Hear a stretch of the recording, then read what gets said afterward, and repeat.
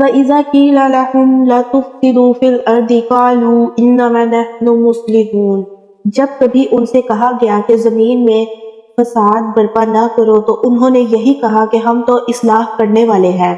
أَلَا إِنَّهُمْ هُمُ الْمُفْسِدُونَ وَلَكِنْ لَا يَشْعُرُونَ، خبردار حقیقت میں یہی لوگ مفسد ہیں مگر انہیں شعور نہیں ہے۔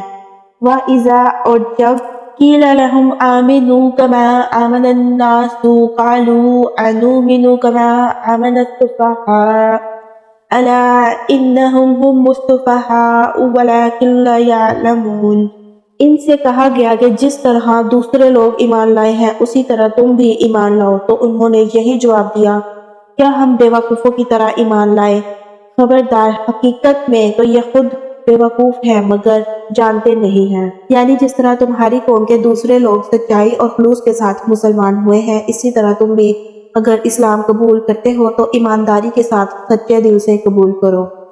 وہ اپنے نزدیک ان لوگوں کو بے وقوف سمجھتے تھے جو سچائی کے ساتھ اسلام قبول کر کے اپنے آپ کو تکلیفوں اور مشقتوں اور خطرات میں مبتلا کر رہے تھے۔